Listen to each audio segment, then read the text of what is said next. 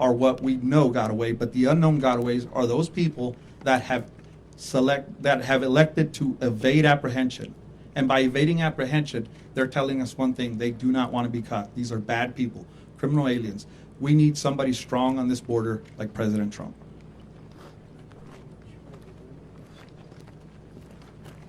Thank you, President. August 22nd, 2017, a few months into his presidency, President Trump came to Yuma, Arizona to evaluate firsthand how his policies were benefiting the city of Yuma. It was a great visit. He spoke with over 100 AMO, CBPO, and Border Patrol agents. During that time, he shook every single one of their hands. He listened to every single one of their concerns, and he acted on that. November 19th, 2023, President Trump was in Edinburgh, Texas, serving National Guardsmen, DPS officers, and a few off-duty Border Patrol agents. During that time, he shook over 200 people's hands and listened to what they had to say. These are the rank and file. That's why that wall is successful. He listened to the men and women that were on the front lines on exactly what needed to be on that wall. He listened to what they have to say. Contrast that with Kamala Harris, and nobody can say that I didn't try to work with her. I met with her transition team. I told her transition team exactly what would happen if they got rid of his policies. We suggested policies to her within her parameters, and she refused to listen. I met with Secretary Mayorkas, again, trying to work with this administration. I supported Secretary Mayorkas' confirmation. It was a big mistake, a mistake that would never happen again. But in conveying to him, again, the policies that would actually work within their parameters, Kamala Harris completely ignored those policies. She claims that she wants a humane, safe border. Yet what she's given us is absolute chaos. We had a safe border. She could have implemented policies. She refused to do this. This election is going to come down to policies. And when you compare President Trump's policies, it doesn't matter. Economic policies, foreign policy, border security policy, it doesn't matter. You compare those policies side by side, and he wins every day. That's why we have to have somebody in the White House that is going to listen to the women and men that know what they're talking about, that are on the ground, like President Trump did before, and like he will do again. President Trump will be back in the White House, and we will secure this border. Thank you, President.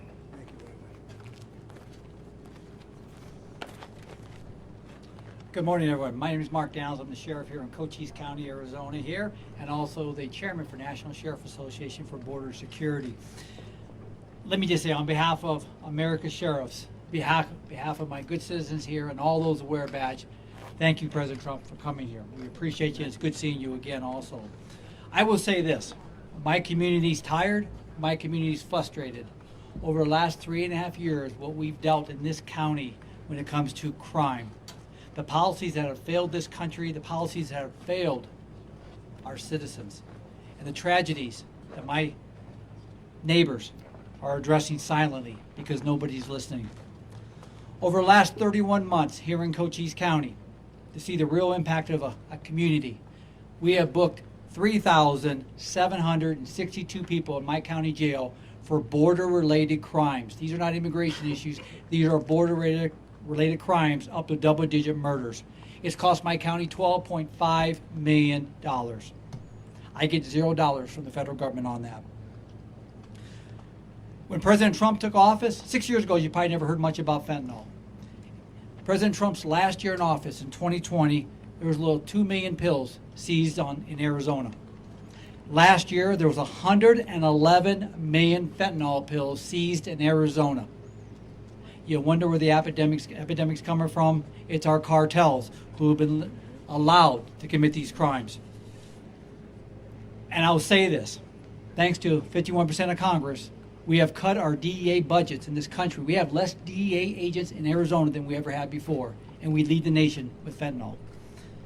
I will say this, here's the community touch, our neighbors. These mountains right behind me here, we had a Border Patrol agent attacked early in the morning by 2 migrants, came across the border illegally, tried to cut his throat. Months later, had a deputy tried to interdict a smuggler at 100 miles an hour who met Mr. Trump, President Trump, this morning, almost killed. We called the chaplain because we thought he was leaving us. The impact we saw on that. The river behind you, we had the cartels trying to kidnap my deputies, my border team, to torture them. We had the cartel come across the border early mornings to kidnap and kill one of my deputies because they're allowed to think that way. They're allowed to think that way. My deputies, troopers, agents, and officers in this county have endured more harm by the hands of the cartels, and no one is addressing them except local law enforcement and our agents and our troopers. I will say this as I close out. America's sheriffs have stood strong on the voice to secure our borders.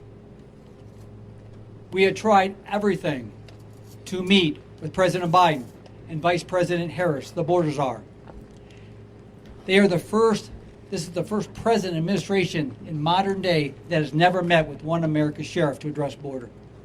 That's a shame, and you wonder why we don't have engagement, prioritization, and that's why we're suffering in this country. When President Trump was president, I was at the White House more you can think of. He was always there for us.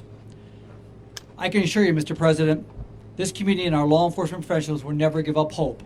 To us, hope is confidence, hope is commitment, hope is courage, and your visit today renews our hope here. Thank you, Mr. President, for being here.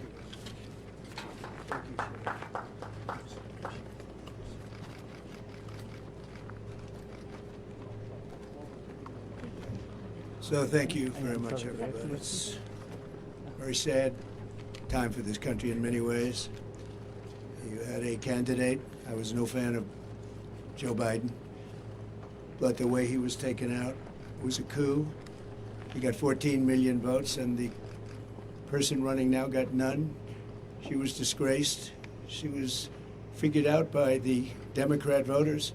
She never made it to Iowa. She was the first one out of approximately 22 people that were running for the Democrat nomination. She never even made it to Iowa. Beautiful place, Iowa. But she didn't. Plenty of people did. And Biden got 14 million votes. She got no votes, and now she's running against us. The good news is I think we're winning in the polls based on what I'm seeing. And after the debate, we were winning by many points, as you know, against Biden. They went in to see him. They said, "You're losing. You're not going to win. You can't win. We're going to get you out." It was a coup of an American president, and it was done with anger, and he's more angry than anybody. And again, I'm no fan of his. I think he was perhaps the worst president. He was the worst president, largely because of what's happened at the border. He's allowed, in my opinion, and in the opinion of the gentleman behind me who know this better than anybody, much more than 20 million people into our country.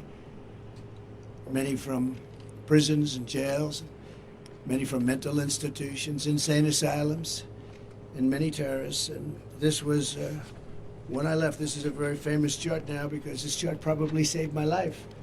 But this chart is showing, the arrow on the bottom shows that this was the lowest. This was the last week in office for me because of a horrible, horrible election where I got many millions more votes than I got the first time, but didn't quite make it, just a little bit short. We've got to clean up our borders. We have to clean up our elections, or we're not going to have a country. But that's my last week. The arrow on the bottom, you see, that's the lowest point. As the gentlemen were talking, that's the lowest point in the recorded history of the border. This was done by Border Patrol. This wasn't done by Trump. This was done by Border Patrol, working with ICE and law enforcement. And that's what we're going to do. Again, if you take a look, interestingly, at all of the wall that's laying on its side, that could have been put up in a matter of weeks. It was all set to go. It was all cut out. And if you look at the top of the mountain behind us, it was all shaped, all ready to go. Could have been put up in a few weeks. Much of it's been sold for 5 cents on the dollar. It's very expensive. I worked with Border Patrol very closely. We worked, Brandon, we worked with all of you people. And We wanted to design something that worked, and we actually had mountain climbers. We even had drug climbers. They call them drug climbers. They can get over a wall so incredible with 75 pounds of drugs on their back. They can climb up things. And we designed this after looking at a lot of different designs. And that's an anti-climb panel that makes it very tough for somebody to climb. This was the one they wanted. A little more expensive version, but this is the one that's a very important panel on top. And it's called anti-climb. And this was put in here just to shade us because there's a lot of rough people on the other side. So I figured you're the media, you want to be shaded. This gets taken off. This is just temporary to shade us from potential hazard. We know about hazards. But all of this wall was built at great expense, and all it had to be, erected. We just had to be stood up on its end, concrete on the bottom, goes down 6 feet.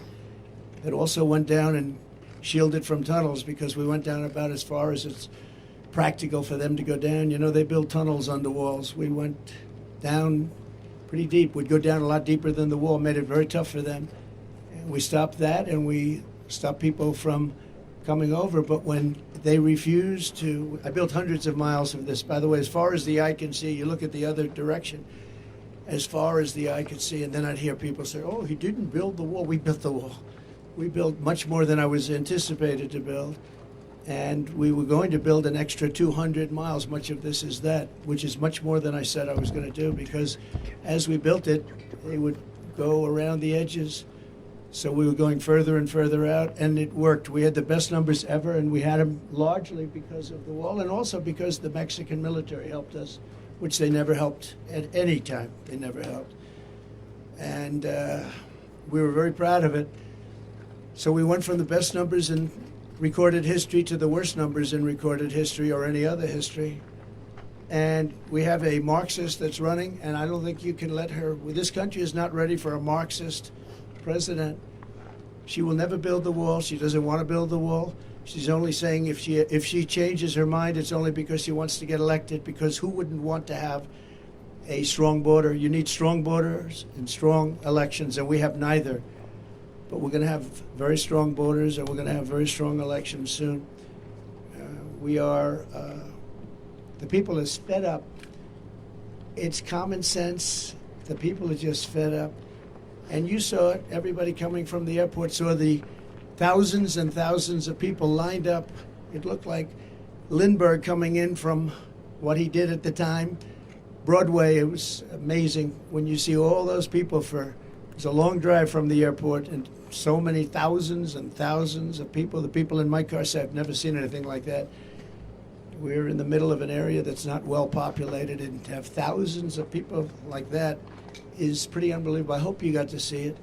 And I hope the press rates this story fairly, because it's a story of disgrace. We had a border czar who was the border czar. She loved the title, but she didn't want to do the work because she's lazy, and probably more importantly than being lazy, she wants to have an open border. And you say, who would want an open border where criminals can pour into our country? And all you have to do is walk up there, if you have the courage to do it, and go to that open section. Stand there for a little while. You'll be running back here very quickly. You really have to write this fairly, this story. Because you people don't want to talk about the border. You don't want to talk about the bad things that are going on in our country. We're going to end up not having a country. You're not going to have any media. We don't have media. They don't have media. They do their own media. They don't need media. But you really should cover this story fairly. Before I begin, I have some, I think, very good words on the border and what to do and how to solve the problem. We had it solved. All they had to do is leave it. Leave it. Just leave it. But before I begin, I want to address the fake job numbers on top of everything else, fellas. Fake jobs. The fake job numbers that the Harris-Biden administration has been reporting for the last year. Thanks to a leaker yesterday, meaning probably in this case a patriot, they were forced to release numbers.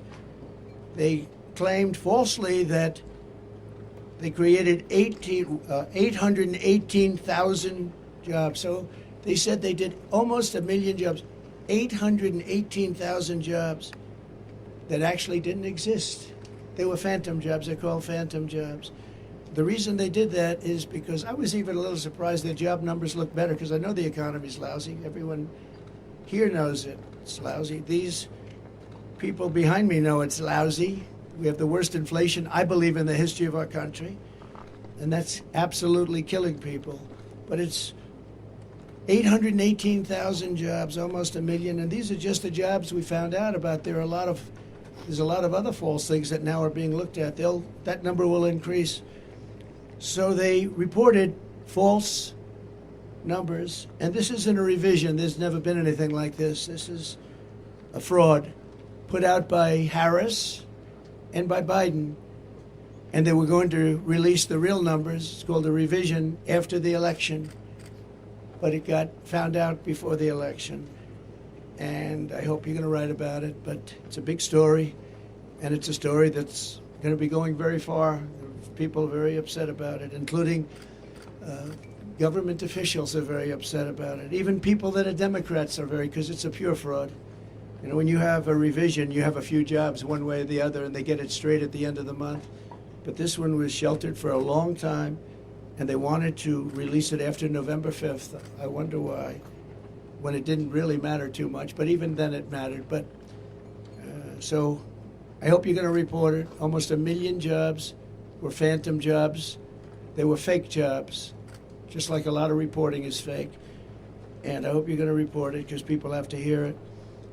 They didn't want these numbers to come out, and they did come out, and I really, the whistleblower or whoever it was that got them to have to do it. Somebody today, a high official said, well, we don't really believe those numbers because Trump gave them.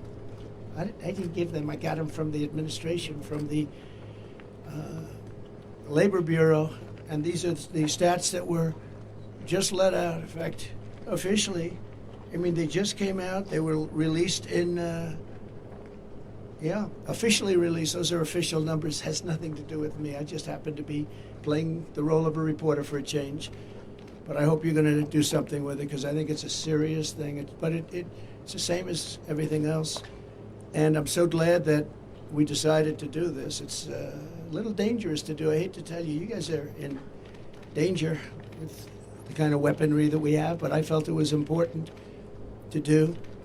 And this kind of stuff that they put up to shield us, I'm going to make you feel not so good. It doesn't mean a thing compared to what comes through there, but at least they can't see you.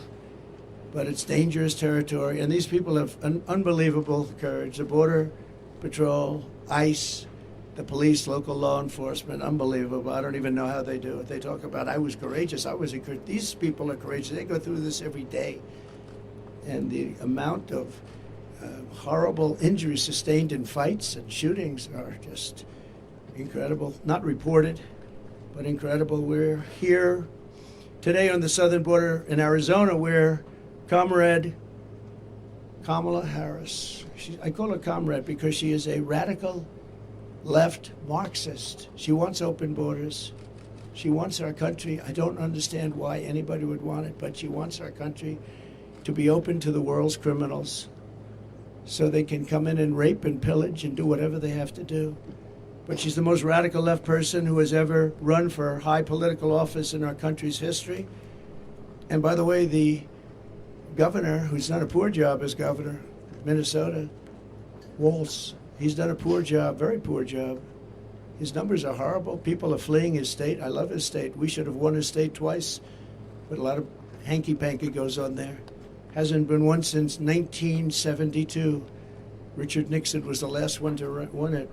But every time I go in there, we have massive crowds and everything's good, but nobody seems to be able to win it. So I know why we didn't win it.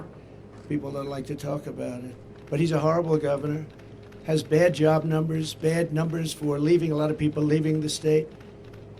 And he's insisted, he put a bill, I'm sure the sheriffs would be very happy when they hear this. He signed a bill fairly recently where boys' bathrooms have to have tampons in boys' bathrooms. I don't even like to bring the subject up, but it's a subject you have to hear about. That's what he wants. He's a radical left guy who lied like hell last night, and she'll lie tonight. We're doing a review of her tonight on Truth, because she'll lie just like the rest of them lied. They talked about what I said about soldiers. I never said anything. I love our soldiers. They made the story up. It was fiction.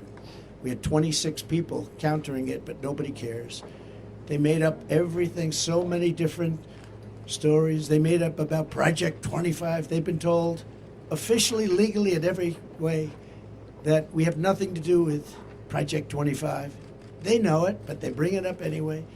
They bring up every single thing that you can bring up. Every one of them was false. He brought them up. But they've unleashed a deadly plague of migrant crime on our country by not doing their job. And all of that plank and all of that very expensive wall, it's also got tremendous electronic capability inside of it. It's got wires for cameras and everything else that you can have. It's the Rolls Royce of walls, I can tell you. It's very hardened steel outside, 7,000-pound concrete inside, and rebar inside of the concrete. All different, all very hard to get through. And it's sad to see it sitting here. We have crime going on up the road. In this direction, it's as far as you can see is wall. We have no problem there, but they come in where they refuse to put it up. That was when I first realized that they want open borders. I thought nobody could be so foolish or stupid to want open borders and have the world's population, the world's criminal population pour into our country. That's what's happening. But it shattered so many families' lives and stolen so many incredible young lives. And it's also really badly hurt our black population and our Hispanic population, because these people are taking their jobs. The jobs now are down, way down for the black population and the Hispanic population, because we have millions of illegal aliens that have poured into our country. They've taken the jobs of African Americans and Hispanics. And that was obvious to me. Next is going to be unions. You watch. The unions are going to start going wild, because those jobs are going to be taken too. We're honored to really be here with these incredible people, and in particular with some grieving families. And this is a group of people that I've gotten to know. They're incredible people. They've lost a loved one, and thousands of others are out there, and they are grieving also. But they're not out with you and sitting in this hot sun. I will say this, that at least it gives us a good reason. We're doing something for those incredible people that we'll be talking about very shortly, because we can't let it happen to other people. We can't let what you're going through happen to other families. And you know what you're going through, as we discussed. Nobody's ever seen anything like it. All for no reason whatsoever. And these are hardened criminals pouring into our country. And then they always say, Sheriff, oh, the illegal immigrants don't commit crimes like people that live here. It's so wrong. They don't report them, but it's so wrong. They make our criminals look like babies. That's about the only thing good. Our criminals all of a sudden don't look so tough to us, right? These are the roughest people. And they're the roughest people from all over the world. Their jails are being emptied from all over the world. The criminals are being taken from their cities. And by the way, their crime rates are way down. Their crime rates came way down. Venezuela, all of these countries, their crime rates are down. Their prison population's down. Soon they won't have any prison population, because 100% of it will be in our country. With the statement, if you ever come back, we will kill you. That's the statement they tell them. If you ever come back to Venezuela and other countries, we will kill you. But it's all over the world. The Congo in Africa. Many prisoners let go from the Congo in Africa. Rough prisoners. All over Europe they come, from all over. Rough sections, the jails. You have to see jail populations are way down. So we've done a lot of trips to the border over the years and told a lot of stories about border victims, including the stories of the amazing angel moms who have never been appreciated. They're incredible women, what they've gone through. They're going through a similar thing, and many of them, I asked about time, but this time, because many of them, this took place a long time ago with borders, and horrible people coming in, and I don't have to tell you about the crimes, but the level of viciousness of the crime was unbelievable. But they said time doesn't heal. You know, the expression time heals all wounds. It doesn't. I spoke to some people, they say they're worse now than they were 15 years ago. And this started largely during Obama. And then we stopped it. We had it stopped. And then the first day in, they just said, we're not doing anything. We're not doing anything. And all they had to do is let our people that we had in place, the best people. I was listening to people like Tom Homan, who is, just an incredible patriot, tough, smart, gets it, good man, but he's tough. I've been listening to all these people. They've been friends of mine for a long time. They know it better than anybody. But the level of criminality is unbelievable. It's an onslaught of violence at a level that nobody's ever seen before. For nearly 4 years, as border czar, Comrade Kamala has overseen a nation-wrecking border invasion. This is nation-wrecking. This isn't just like, oh, we're going to fix it a little bit later. Gets to a point where you can't fix it.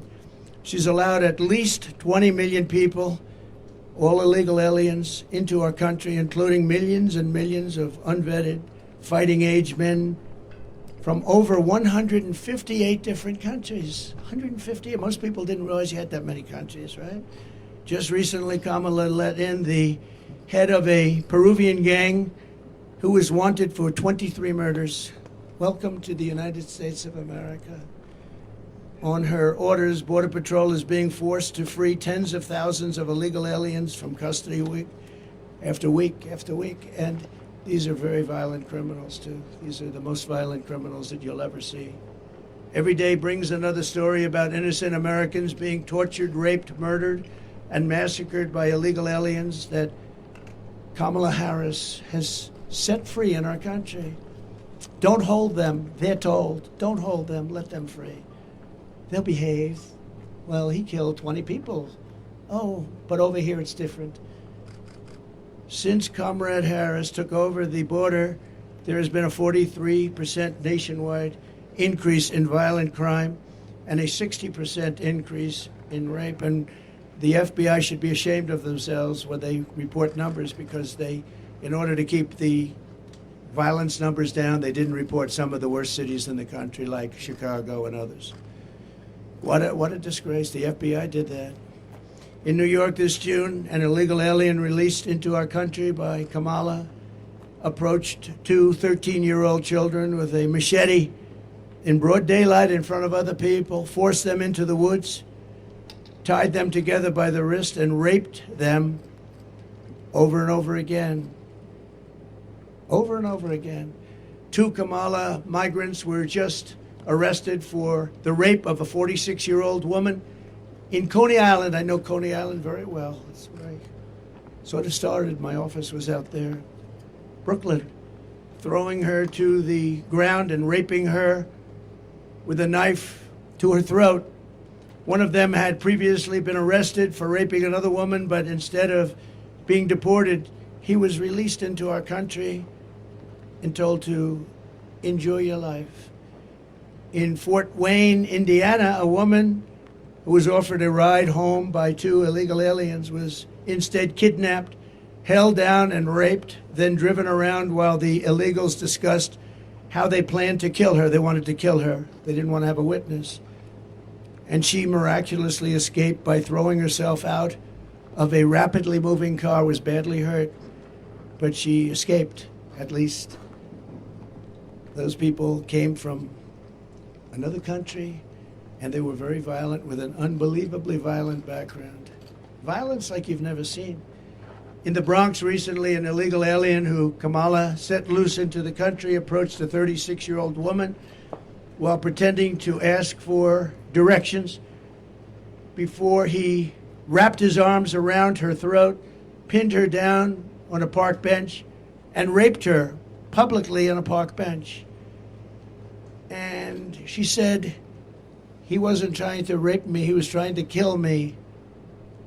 In Michigan earlier this year, an illegal alien broke into a residence and sexually assaulted two young girls, doing tremendous damage to these two young beautiful girls. In Virginia, a few weeks ago, a 54-year-old mother of four was leaving a convenience store when she noticed an illegal alien trying to steal her car. When she tried to stop him, he ran her down, ran her over, and left her dead on the ground. She was dead, and her family is devastated. In Texas last month, a Venezuelan illegal alien criminal let in by Comrade Kamala shot a female police officer multiple times with a rifle, and she'll never be the same. And that's being nice about it. A few months ago, I met with the devastated family of Laken Riley, a 22-year-old nursing student who was out for a jog on the campus of the University of Georgia when she was assaulted, beaten, and horrifically murdered. Kamala Harris let in the illegal alien animal who murdered Laken. This monster was in Border Patrol custody, under very strong custody. They didn't want to let him go. But under Kamala's policies, he was set free to kill, and that's what he did. Kamala let this bloodthirsty killer go free, and then he murdered beautiful Laken, #1 in her class, nursing school. Everybody aspired to be like her. She was the best student, the best everything. Beautiful girl. Then there's the heartbreaking story of Rachel Morin. And we're joined today by Patty and Michael Morin, Rachel's mother and brother. And I met with them. We had lunch. And they're devastated at a level that nobody can really imagine. Rachel was a cherished 37-year-old mom, beautiful woman of 5 incredible children who adored their mother more than anything in the world. They loved their mom. Earlier this year, while Rachel was out on a run, she wants to keep herself in good shape, and she ends up getting killed.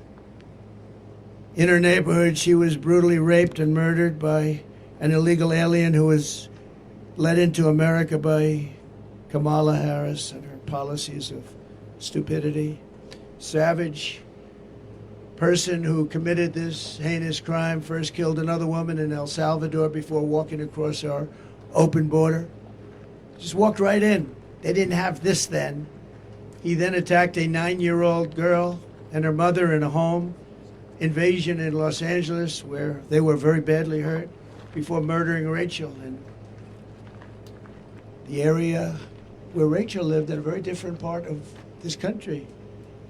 It was cold-blooded murder. Patty and Michael, I would just, first of all, thank you for being here. I know it's tough, but they want to let people understand what's going on here because this can't happen to other parents and sisters and brothers and husbands.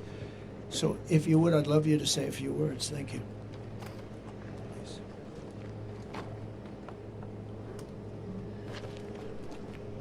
Please. Thank you. Take care of yourself. Absolutely. No.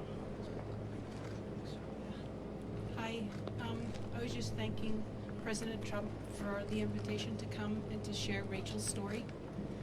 Rachel was 37 years old. She had 5 children. She worked. She owned a small business. She worked very hard to support her family. And the trail that Rachel ran daily was a trail that we as a family would walk over the last 25 years that we've lived in Maryland. It's a very safe, small trail, very public, very open. Moms with baby carriages go down this trail. It's very safe. I was in Kentucky. We had a grandbaby that had passed away. When I got a phone call from my son, and he said, "Mom, there's somebody here that would like to speak to you." And when I said hello, the person on the other end said, "Hello, Mrs. Morin. This is Detective so-and-so. I'm the lead detective on this case. There's no easy way to tell you this, but we found your daughter's body. And if they find the body, you know that she's dead." They wouldn't say, we found Rachel, she's alive. And so they found my daughter's body, and when they found it, it just recently has come out that she was brutally beaten, raped, and then stuffed into a drain pipe. We're 18,000 miles, 1,800 miles from the border. And because of this open border, we've had not just my daughter, but we've actually had two in the same county that we're from, where illegal immigrants have come in and have caused rape and murder of our citizens. And the reason why I came here today and I accepted the invitation is because I really want our words to be heard, and I really want you to take to heart what we're saying. We're not here for a political stand, although we are. We're here because we're losing our moms, our daughters, our children to criminals. And that shouldn't happen.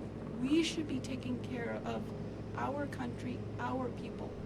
And the only way I believe that's going to happen is if President Trump is reelected as president, and we close up this border and we put policies back into place that were there before, instead of this open border thing.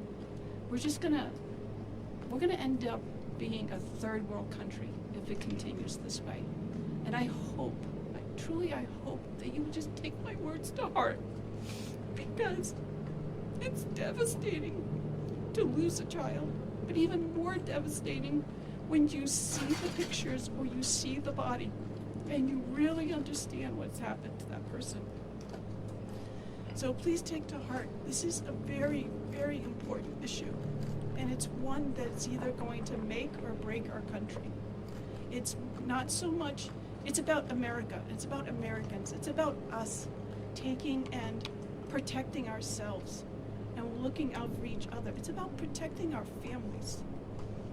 So, thank you. Thank you.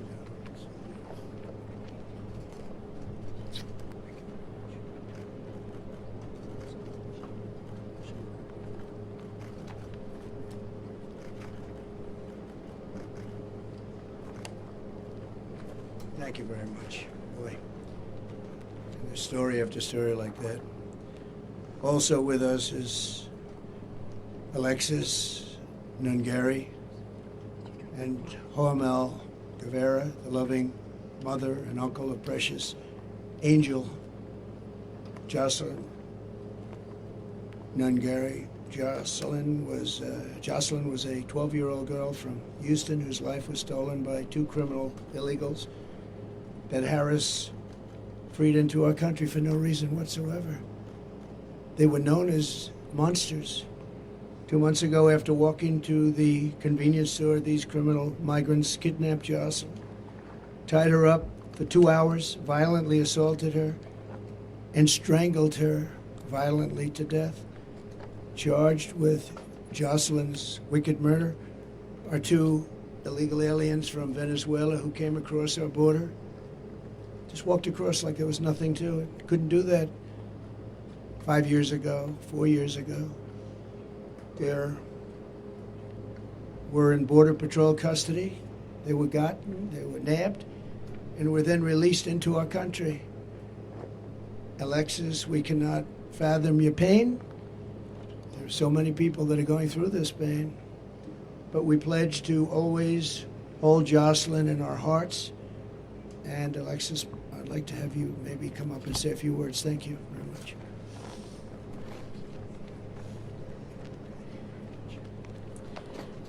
So I would love to thank Donald Trump for giving us this invitation to be here and to say a few words to the staff that's been so kind to help us in this very hard time. My daughter was just 12. She had dreams to be famous. She wanted to be a famous actor. She was so funny. She was her own personality. And it's been very hard. It's been very hard. June 17th was the day her life was taken. She was left with no clothing from the waist down, was thrown in a bayou, left.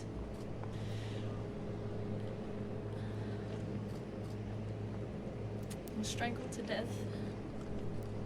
We believe, yes, she was assaulted off of DNA kit that has been, but it's still very, very early, and it's still very, very raw, and it's still very, very surreal. And they had no reason to do anything that they did to Jocelyn. There was over 300 detention beds that they should have been at because they were detained and they were released when they shouldn't have been released. One had an ankle monitor, didn't stop anything. So now I have to go through the rest of my life with my son, always asking for his sister. And I just really, really, really want everybody to please take into consideration how important border control is, because we're losing very innocent people to heinous crimes that shouldn't be happening in the first place. So please, please, I really hope everybody can hear my pain, to just please, please, he needs to be in office, and we need better control. We need to stop this. We need to stop losing our littles. We need to start losing children, mothers, sisters, because now I get to grieve every single day. Every milestone that hits gets harder because she's not there for it. She was gonna be a 7th grader. She had her whole life ahead of her. Her whole life ahead of her, and it was viciously taken away by 2 evil, evil, heinous monsters. So thank you again for taking the time to listen to my words.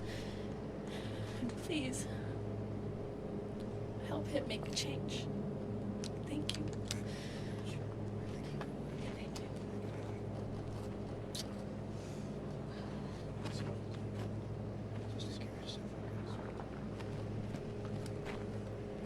So Jocelyn is in heaven now, looking down on us right now. And in her name and her memory, we'll be fighting to protect every American daughter and child. That's why we're here, because this will happen and has happened by the thousands. There are thousands of people that are in horrible situations like this. As Kamala gives her convention speech tonight, she will not mention the victims. She won't even talk about them, although now that she sees us, maybe she will.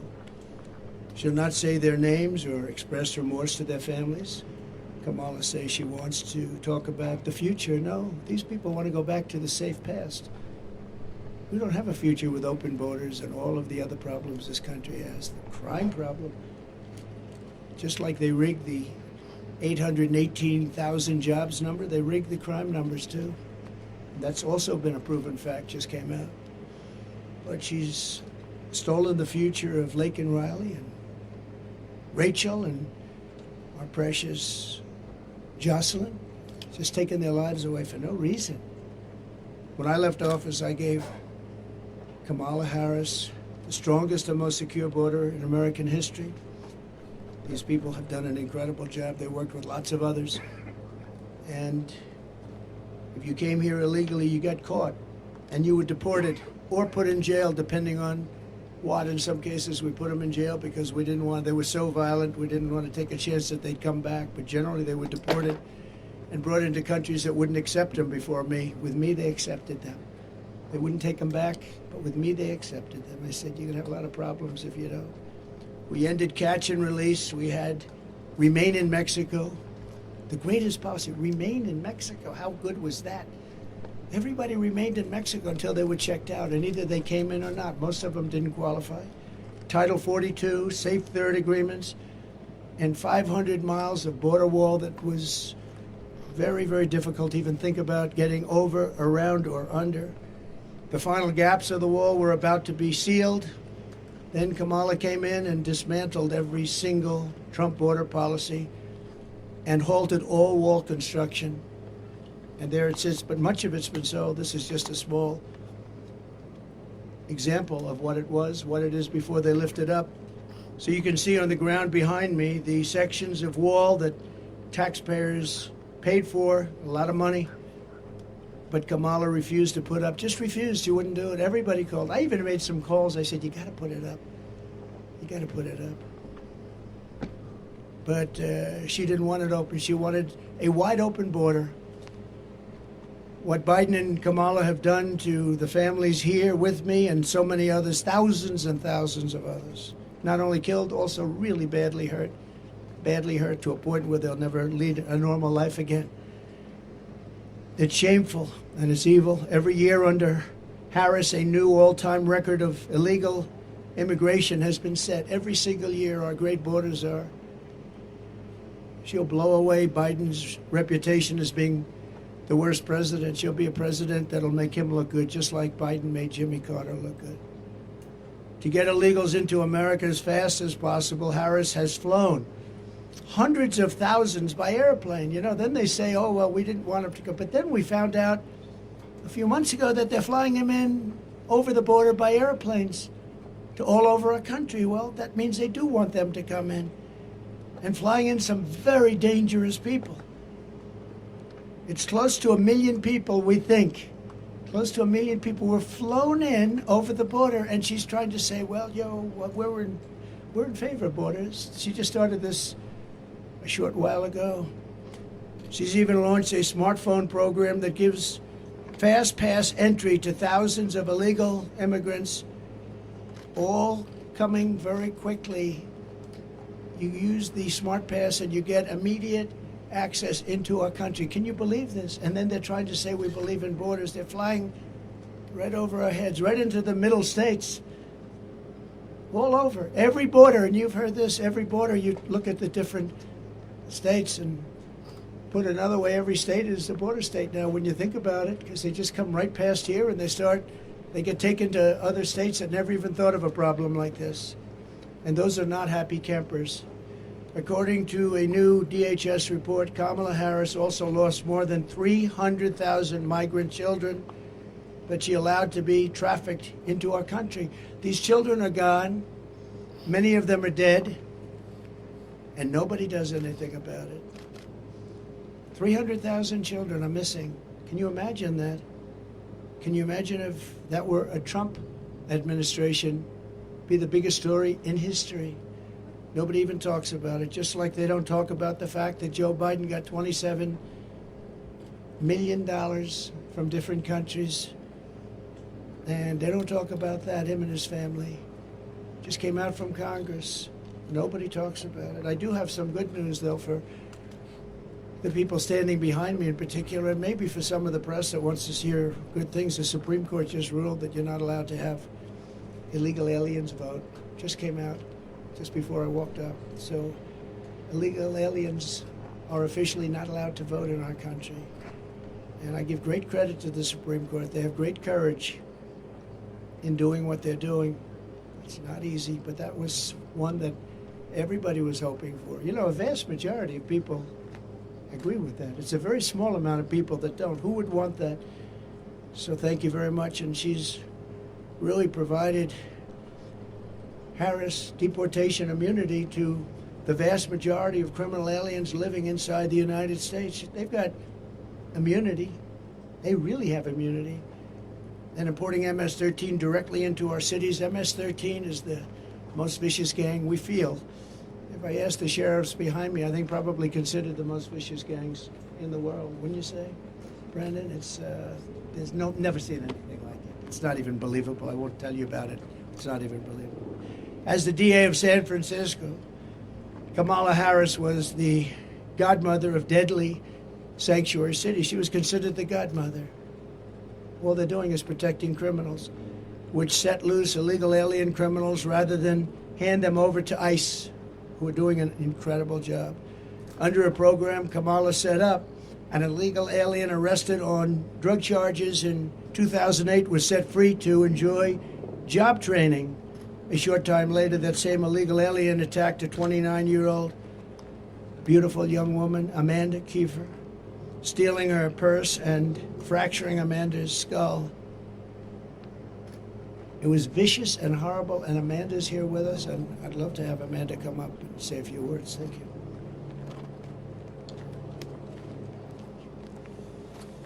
I'm Amanda Kiefer. I don't feel like I belong on the stage with the folks here, since I seem to have gotten off kind of easy with just a fractured skull. I didn't lose loved ones, but the night I was walking to dinner in Pacific Heights, it was a nice neighborhood.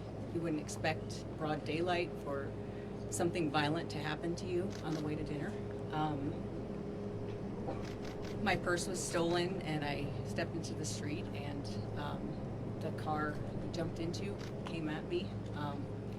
I jumped up on the hood to avoid getting run over, and he floored it and hit the brakes. The police were great.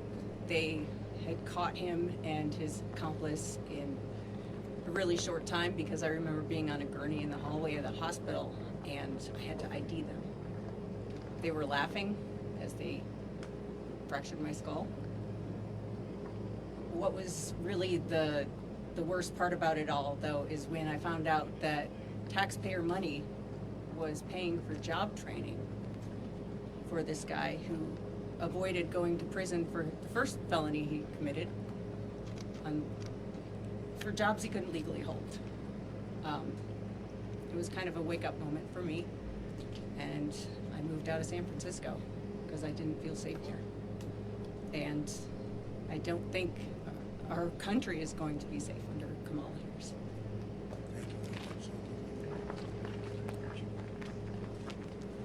Story after story. Kamala has called for the abolishing of ICE, the closing of every ICE detention facility, and the releasing of some of the most vicious criminals anywhere in the world by doing so. She supports free health care for illegal immigrants and has promised to give illegals mass amnesty and citizenship, which will obliterate Social Security. Oh, Social Security is going to be obliterated by all of these millions of people that she wants to put on, and also Medicare will be obliterated. I'm going to save Social Security. I'm not going to touch it. We're going to make our country strong, but they're going to obliterate it. She also feels extremely strongly about defund the police. She wants to defund the police. And anytime somebody wants to defund the police, you're never going to get them back to being normal. The police have to be taken care of. They're the best thing we have going to protect us. They know exactly what's going on. When we do deportation, they know every person out there, and they know the middle name, and they know everything about them, and they know all of the bad ones. They know the really bad ones. Be a great help. We have to get the criminals out of our country immediately. Kamala is always going to have open borders. If Comrade Harris has the chance, she will allow more than 100 million illegal aliens into our country. Our country will be overrun, and essentially it won't be a country. It will be not governable. With us today are leaders of the National Border Patrol. You've known them, you've met them. I don't have to go over, but I want to just thank them for the incredible job they've done. I've worked so well with them. Paul Perez has been unbelievable. Past President Brandon Judd, unbelievable. Sheriff Mark Daniels has been incredible. I watched him on television today. He did a great job of explaining this crazy situation that we're in. Sheriff Chris Heiser. So I want to just say, you're here, and Paul and Brandon, Mark, and everybody, I want to thank you so much. It's incredible the job you do. Such a dangerous job. I actually did. I came in, I met one of the Border Patrol who was badly wounded. I said, "Are you okay?" It was a while ago. He said, "Yes." I said, "What happened?" "Well, my leg is broken, my arm was broken, my back was broken, my neck was broken, my skull was fractured." He went through a list of things. I said, "That's unbelievable." When we win this November, we will end the Kamala Harris border nightmare once and for all. We'll get it back very strong. We will also end the inflation, a bad economy, and we will be respected very shortly all over the world again, as we were by other countries. The choice is simple: Kamala's mass amnesty of criminals, or President Trump's mass deportation of criminals. I think that's pretty easy, in addition to all of the other things. There are many other things that are equally as bad but not as obvious. With your vote, we will seal the border, stop the invasion, and launch the largest deportation effort in American history. We will impose tough new sentences on illegal alien criminals. These include 10-year mandatory minimum sentence for anyone guilty of human smuggling, a guaranteed life sentence for anyone guilty of child trafficking, and a death penalty for anyone guilty of child or woman sex trafficking. We'll also impose the death penalty on major drug dealers and traffickers. In other countries, on their immigration papers, there is a statement that says, "Death for drug traffickers." Big letters, big bold letters, 10 times the size of everything else on the page. I saw it this morning. And those are the countries where they have no problem with drugs. Many of them, actually. We will also impose the death penalty for anyone killing our police, sheriffs, Border Patrol, ICE, or law enforcement officials. The death penalty with a quicker trial, not a trial that lasts for 15 years and everybody gets exhausted. We will liberate our country from the illegal alien drug dealers, robbers, murderers, gang members, and child predators. And we will make America safe again for our citizens and make it greater, stronger, better, more beautiful than ever before. And I want to thank you all, and especially our 4 very special people. 4 very special people. And sheriffs and law enforcement, I want to thank you so much, because this job is so dangerous. It's not even believable. You pull over a car, they open the door and they start shooting you. That happened in Long Island with a great young man with an incredible family. I went there. Same thing. So we have to stop it. We have to bring our country back. We have to use common sense. You don't have to be conservative or liberal or progressive, as they like to say now. They don't like the term liberal. Republican, Democrat, it doesn't matter. We have to have strong protection in our country, or our country's going to wither away and die. We need a military. We need our great police to be loved and respected, and they will be again. Right now, if somebody does something that's a little bit on the tough side to stop something that's very bad, they end up losing their pension, their life, their car, their house. They lose their job. They lose everything. We're going to give immunity to many, many people so that they can do the law. But again, I want to thank you. I want to thank the media for being here. I hope you can report the story the way it is. It's a very sad moment for our country. We have some very bad people trying to get into office, and if we don't stop them, our country has no chance of greatness. Thank you very much. Thank you. Mr. President, you said that local law enforcement will be able to help find the bad undocumented migrants. Yeah. How will your administration go about the mass deportation of millions of migrants across the country? We'll work with locals, and they're going to bring them to us, and we'll get them over the border, and we'll make arrangements with the countries, and the countries will accept them back. And if they don't accept them back, we do no trade with those countries, and we charge them big tariffs. Mr. President. Can you comment on the airing end of RFK Jr.'s campaign? Did you talk to him in the last couple of days? Does he plan on endorsing? I haven't, but I'm hearing reports. I have a lot of respect for RFK Jr., you know that. I've known him a long time. Very smart, a little bit different, and that's okay. But he's a very smart guy. He's loved by a lot of people, and I'm hearing that he wants to leave. Don't forget, he was treated very unfairly. I think he would have beaten Biden in a primary, the Kennedy name and him in particular. I think he would have beaten Biden in a primary, and they made it impossible. They said you have to get 70% of the vote just to qualify or something. They created standards that nobody could have met. Biden couldn't have met him. And I think he would have lost Biden, and they really treated him very badly. Then he went out as an independent, and it's a tough thing to do, independent. You know, it wasn't set up that way, the country. It's really a two-party system, whether people like it or not, Republican, Democrat. And I have spoken to him in the past, over the last number of months, but not recently. But there are rumors that he's going to make an endorsement. That would be a great honor for me. great honor. Mr. President, Mr. President. Tomorrow at your rally outside of Phoenix? I don't know. I can't say that. But I know we're in the same state, so we're not very far away. But I can't tell you that yet. No plans have been made at Mr. this President, point. Brian?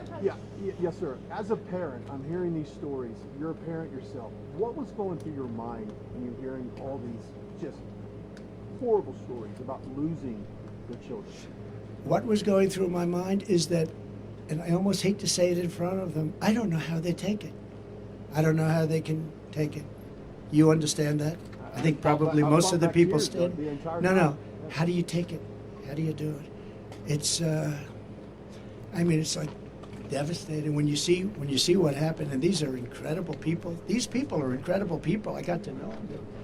They're unbelievable, and they loved like as much as you can love someone.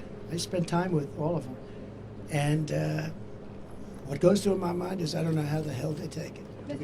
Yes. When you talked about Edinburgh, Texas earlier, visiting them, it was a big deal for those small border communities. It's a big deal when you come here. Obviously, the border means a lot to you. A lot. Your campaign. Always has. So why not support that bipartisan border security bill? And how do you get people on board with all the things that you talked about, the policies that you just laid out? How do you get people to come to the table? Ready? Yeah. The bipartisan, and it wasn't bipartisan, they had a couple of people on the other side. It was weak, it was ineffective, and it would have allowed, as you know, millions and millions of people to pour through, and largely unvetted. It was a horrible bill, it was a weak bill, and they don't need a bill. All Biden had to do is look to the border and say, close the border. He didn't need a bill. He knows that. They didn't want a bill. The bill was terrible. If it was good, I would have approved it. The House passed a bill before that. I'd approve that bill right now. That was a real bill. But this bill was a weak bill, and it was a shame that they got a Republican. They got somebody who's a very good person, by the way, but they got him to lead it. But it didn't make any difference. If they wanted to close the border, which they don't. They'll have 100 million people come in and totally destroy, ruin our country. If they wanted to close the border, I didn't have a bill. I said, close the border. I said, Brandon, close that border, Brandon. And what happened? He closed the border. They all did. Paul, the whole group of them, this group is incredible. They closed the border. I looked at him, I said, we don't have a bill, we don't need a bill, close the damn border. They closed the border. They could do the same thing. Well, it's happening now, though. The encounter numbers are extremely low right now. So that's No. done. Right now, what's happening is people are waiting to see what's going to go with the election. And wait till you see what happens after the election, one way or the other. But right now, you take a look at the numbers for the last year. They're horrendous, absolutely horrendous. And it's also election time, don't forget. They want to put on a little bit of a squeeze. All they do and all they want to do and all they have to do is say, Biden, although I'm not sure, you take a look at, nobody even knows where he is. He's on a beach someplace, but he could even do it from the beach. Close the border, and the border is closed. They will close the border immediately. That's what I did. But we had great people. We've lost a lot of those great people because they want to be respected, and they weren't respected because of this administration. And the worst person in, far worse than Biden, was Kamala. That's why I call her comrade, because she's a radical left person who really wants to have an open border. She'll never close the border. She'll never drill for oil and gas. She's not going to do it. She might do it for a couple of months. She stopped, and that's where the inflation came in. Then she went back to the Trump policy. What they don't say is that if I were there, I'd be now 4 times higher than I was at that moment. But the gasoline prices are still very high right now. But they would have been double if they didn't go back to the Trump policy of drilling. But we would have been close to 4 times higher. We would have been energy dominant. We were energy independent. They would have been energy dominant. But if I want the border closed, if I'm the president, I don't need a bill. I just have to say close the border, and they close the border. Mr. President, if you get back to the White House, are you confident that you can reach a consensus with Democrats and how to fix the border? Well, I think right now you look at it, and I'm one that believes that we want to unify our country. But when you have an issue like this where some people, and I don't happen to believe it's the Democrats. I think it's Democrat leaders that want the open borders. I think it's Democrat leaders that say, we don't want voter ID. We talk about elections. I always start, okay, we start with voter ID. We don't want voter ID. said, no, everything has ID, identification. They said, we don't want any identification. We don't want it. Now, there's only one reason, so we can't even negotiate after that, because they don't want voter ID. So I say to them, why don't you want? Well, we just don't want it. We think it's discriminatory. They have all sorts of excuses. They don't want it because they want to be able to cheat. And we want voter ID. And we want same-day voting. And we want paper ballots. And we want proof of citizenship. Very simple. You know, France did it. France went to 38 million votes, and they did it because they had mail-in ballots, and they were very unsafe, very bad. They had tremendous problems. And they went 2 years ago with an election, and it worked out incredibly. 10 o'clock in the evening, they had 37 million votes. They were all counted, and there were no problems. That's where our country should go. But the Democrats don't want to go there because it doesn't allow them to cheat. Okay, how about one more? Mr. President, you have a lot of support for your Today policies. there was a manhunt going on in this county. Somebody made death threats to you. Did you hear about that before coming? No. What are your thoughts coming down here? Some people told me it's dangerous for you to be here. I've heard it's dangerous, but I also have a job to do. I heard it's very dangerous. I haven't heard about that. They probably want to keep it from me. Thank you for telling me. Let's get out of here right now. No, thank you very much for saying. But no, and I have great respect for Secret Service, the job they do, including a month and a half ago when they were jumping on top of me with bullets flying right at them. So mistakes were made, and they're going to learn from the mistakes. But I have great respect. But no, I haven't heard that. But I'm not that surprised. And the reason is because I want to do things that are very bad for the bad guys. So Mr. President, I have heard it's very unsafe to make this trip. There were some people that really didn't want me to make it. Yeah. you have a lot of Please. support. Families and children under your mass deportation. Yeah, we'll work on that. You know, they're missing so many children right now under this administration, over 300,000. Many of them are dead. You know that. Many of them are dead. Many of the hostages in Israel are dead. This is why Hamas isn't talking. You know, Hamas doesn't want to negotiate very much because I think they probably don't have very many alive right now, and so they don't want to really get into too much of a negotiation because I think many of those hostages, unfortunately, are dead. But the 300,000 children that are missing, many of them are dead, and many of them are in sex rings and all sorts of things going on. It's a terrible thing. They have done such a bad job in this government in terms of everything, foreign relations, border, crime, jobs. And today you found out that the job numbers are fake on top of everything else. Ladies and gentlemen, thank you very Mr. President, much. you have a lot of support for your policies here. Sheriff Daniels is someone that I've spoken with, I've interviewed before. Yes. He's very much in support of your policies. But when it comes to something like mass deportation, how would you work with blue states and blue cities that might not be as supportive as some of the folks here? Let me tell you, they're much more supportive than you think. I've watched New York, Eric Adams. I've watched the body language, a lot of people that are in charge of that. They want to straighten it out. They can't live like this. New York has hundreds of thousands of illegal immigrants in their midst. Many of them are very, very hardened criminals. And I've watched the mayors, I've watched governors talking, and it's almost like they're talking because they're demanded from Washington. Now, they want it out much more than people would understand. They want them out. They don't want to see their cities overrun. New York is overrun, Chicago's overrun. They're all, and you would be surprised. And the people, including Democrats want to have a secure border. Democrats want to have a secure vote. It's the leadership that doesn't. So I think that'll be a very easy situation to solve. Thank you. Thank you very much. Thank you, everybody. Are the election this